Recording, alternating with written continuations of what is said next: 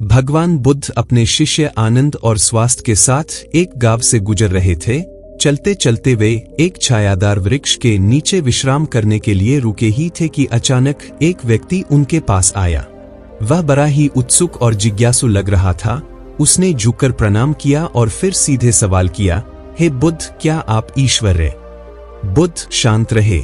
उन्होंने मुस्कुराते हुए उस व्यक्ति की आंखों में झांका और उल्टा सवाल कर दिया, तुम्हें क्या लगता है?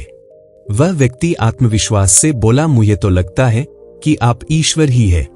बुद्ध ने अपनी सहज मुस्कान के साथ उत्तर दिया, बिल्कुल गलत लगता है। इस अस्तित्व में ईश्वर जैसी कोई चीज है ही नहीं। उस व्यक्ति ने आश्चर्य से बुद्ध को देखा, हाथ जोड़े और बिना कुछ कहे चला गया। आनंद और स्वास्थ्य इस उत्तर को सुनकर चकित रह गए, लेकिन कुछ ही क्षणों बाद एक और व्यक्ति वहां आ पहुंचा। वह व्यक्ति थोड़ा परेशान और असमंजस में लग रहा था। आते ही उसने बुद्ध से कहा, भगवान बुद्ध, मैं कई वर्षों से खोज में हूं, लेकिन अब मुझे लगने लगा है कि ईश्वर की बातें महज बकवास है। यह एक भ्रम है। बुद्ध फिर मुस्कुराए और प्रेमपूर्वक बोले, तुम्हें बिल्कुल गलत लगता है। इस अस्तित्व में केवल ईश्वर ही है और कुछ नहीं। अब आनंद और स्वास्थ्य का आश्चर्य और भी बढ़ गया। सुबह एक प्रश्न का एक उत्तर, दोपहर को उसी प्रश्न का दूसरा उत्तर, ये क्या रहस्य था? वे कुछ समझ नहीं पा रहे थे। शाम ढल चुकी थी। बुद्ध विश्राम के लिए रुक गए थे कि तभी एक तीसरा व्यक्ति आया, जिसका चेहरा चिंता से भरा हुआ था। वह हाफते हुए बुद्ध के पास पहुंचा और घबराई हुई आवाज में बोला, भगवान बुद्ध, मैं बहुत परेशान हूं। मैं कई वर्षों से ईश्वर को खोज रहा हूं, लेकिन अब तक कोई उत्तर नहीं मिला। कृपया मार्गदर्शन करें, बताइए ईश्वर है या नहीं? इस बार बुद्ध मौन हो गए। उन्होंने अपनी आंखें बंद कर ली और कुछ भी नहीं कहा। आनंद और स्वास्थ्य अब पूरी तरह से उलझ चुके थे। वे सोचने लगे कि आखिर बुद्ध ने तीनों को अलग अलग उत्तर क्यों दिए, एक को नहीं, दूसरे को हाँ और तीसरे को मौन। आखिरकार आनंद अपने संकोच को तोड़ते हुए बोल पड़ा, भगवान, मैं आपसे एक प्रश्न पूछना चाहता हूं। तीनों व्यक्तियों ने लगभग एक ही सवाल पूछा, लेकिन आपने तीनों को अलग अलग उत्तर क्यों दिए, यह मैं समझ नहीं पा रहा हूं। कृपया मुझे इस रहस्य को समझाइए। बुद्ध ने गहरी सांस ली और मुस्कुराकर कहा, आनंद, जो पहला व्यक्ति आया था उसने पहले ही मान लिया था कि ईश्वर है। मैं उसकी मान्यता को तोड़ना चाहता था ताकि वह खोज करे।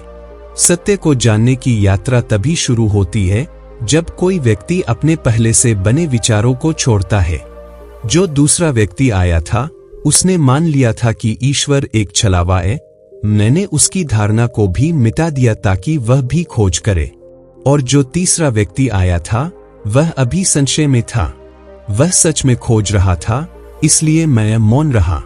उसके लिए यही सही उत्तर था। आनंद और स्वास्थ्य को अब कुछ कुछ समय आने लगा था, लेकिन अभी भी वे पूरी तरह से संतुष्ट नहीं थे। स्वास्थ्य ने एक और सवाल किया, भगवान, क्या आप ईश्वर को मानते हैं? बुद्ध हंस पड़े और बोले, स्वास्थ्य, मैं तुम्हारे इस प्रश्न का उत्तर दूंगा, लेकिन पहले मुझे तुम्हारे उत्तर चाहिए। बताओ, क्या तुम सूर्य को मानते हो? स्वास्थ्य चौंक गया। उसे लगा कि यह सवाल अजीब था। वह तुरंत बोला, बुद्ध, यह कैसा प्रश्न है? सूर्य तो प्रत्यक्ष है। वह हमें रोशनी देता है, ऊर्जा देता है, जीवन देता है। उसे मानने की क्या आवश्यकता है? बुद्ध मुस्कुराए और बोले, बिल्कुल सही।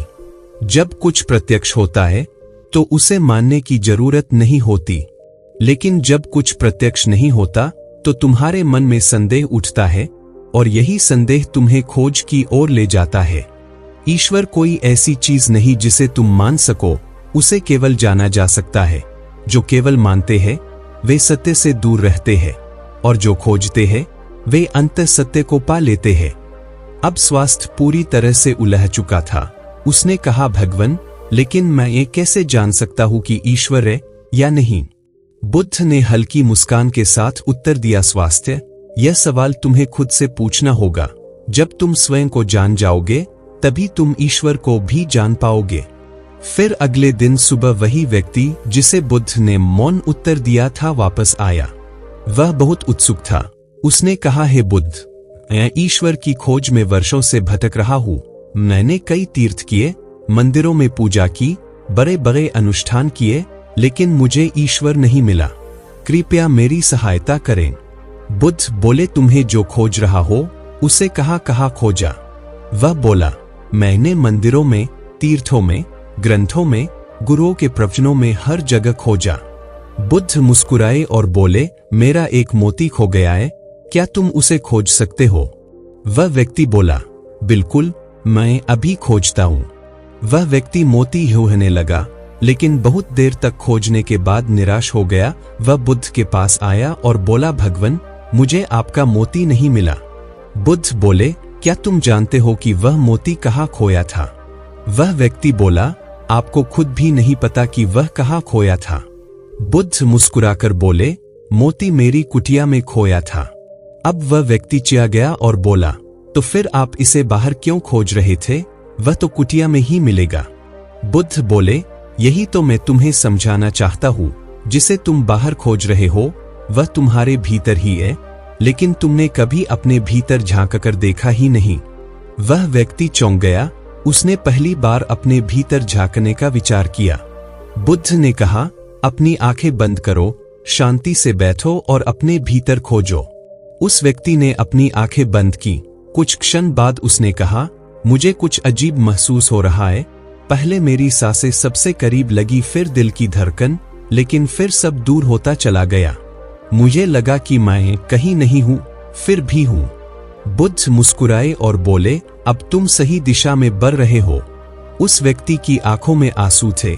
उसने कहा, भगवान, अब मैं समझ गया, ईश्वर को केवल जाना जा सकता है, उसे मानने से कोई लाभ नहीं।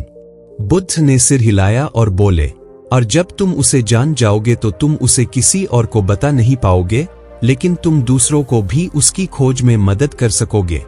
दोस्तों, यह कहानी हमें सिखाती है कि ईश्वर को बाहर नहीं, अपने भीतर खोजना चाहिए। केवल मानने से कुछ नहीं होता। सच्चा ज्ञान तभी आता है जब हम स्वयं खोजते हैं। अगर यह कहानी आपको अच्छी लगी तो लाइक करें, कमेंट करें और हमारे चैनल को सब्सक्राइब करें।